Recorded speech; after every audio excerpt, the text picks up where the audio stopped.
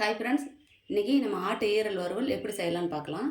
பாருங்கள், நான் 1/2 கிலோ ஆட்டு ஈரல் எடுத்து இந்த மாதிரி க்ளீன் பண்ணி வச்சுருக்கேன். பாருங்கள், ஜீரகம், மிளகு, சோம்பு, கிராம்பு எடுத்திருக்கேன், பட்டை, கசகசா 2 வரமிளகா எடுத்திருக்கேன், காஷ்மீரி மிளகா 2 எடுத்திருக்கேன், இஞ்சி பூண்டு பச்சை மிளகா 2 எடுத்திருக்கேன், சின்ன வெங்காயம் இந்த மாதிரி பொடியாக கட் பண்ணி வச்சுக்கோங்க, கருவேப்பிலை தழை கொஞ்சமாக ஒரே 1 ஸ்பூன் மட்டும் வர கொத்தமல்லி எடுத்து வச்சுருக்கேன். வாங்க இதை இப்போ எப்படி செய்யலான்னு பார்க்கலாம். இதெல்லாம் சேர்த்துக்கலாம். கொத்தமல்லி சேர்த்துக்கலாம். பாருங்கள், இந்தளவுக்கு வறுத்தாச்சு. இதை நம்ம இப்போ எடுத்து ப்ளைன் பேஸ்ட்டாக அரைச்சிட்டு வந்துடலாம். எண்ணெய் சேர்த்துக்கலாம்.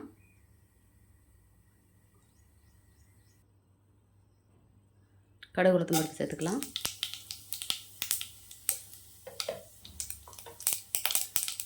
பாருங்கள், சின்ன வெங்காயம் இந்த மாதிரி கட் பண்ணி வச்சுருக்கேன். சின்ன வெங்காயம் சேர்த்துக்கிட்டால் நல்லாயிருக்கும். பெரிய வெங்காயம் சேர்த்தா இனிச்ச மாதிரி இருக்கும்.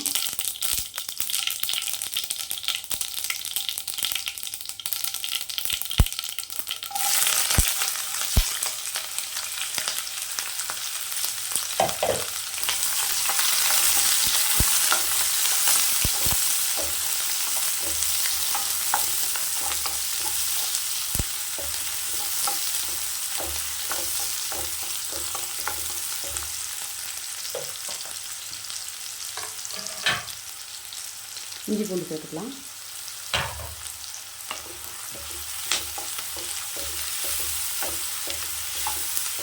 மட்டன் மசாலா கொஞ்சம் சேர்த்துக்கலாம். மஞ்சள் பொடி, உப்பு தேவையான அளவு எடுத்துக்கோங்க. கறி மசாலா கொஞ்சம். நம்ம மிளகா கொத்தமல்லியெல்லாம் வறுத்து வச்சுருக்குறோம் இல்லையா, அதனால் இதில் வந்து கம்மியாக தான் நான் எடுத்துக்கிட்டேன். நீங்கள் அதே மாதிரி அந்த லிவர் எவ்வளோ எடுத்துருக்குறீங்களோ அதுக்கு தகுந்த மாதிரி எடுத்துக்கோங்க.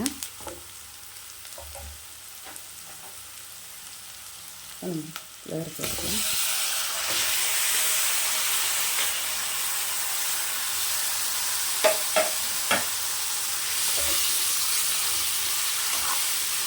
தண்ணியெலாம் சேர்க்க வேண்டாம். நான் தக்காளி சேர்க்கல.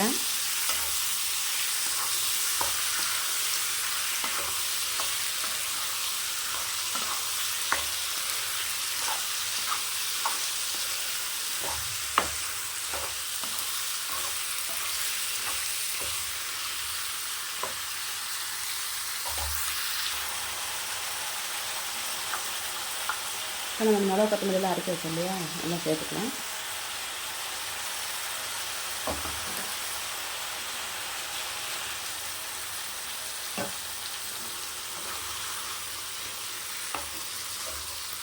தண்ணி கொஞ்சமாக சேர்த்துக்கலாம். போதும் இந்த தண்ணியை. மூடி வச்சிடலாம்.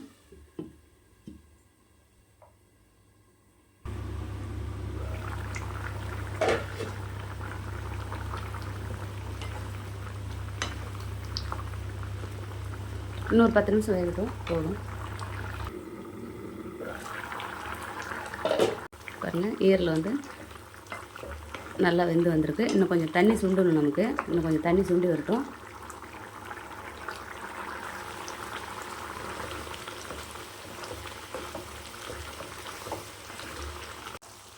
பாருங்கள், ஆட்டு ஈரல் வறுவல் ரெடி ஆயிடுச்சு.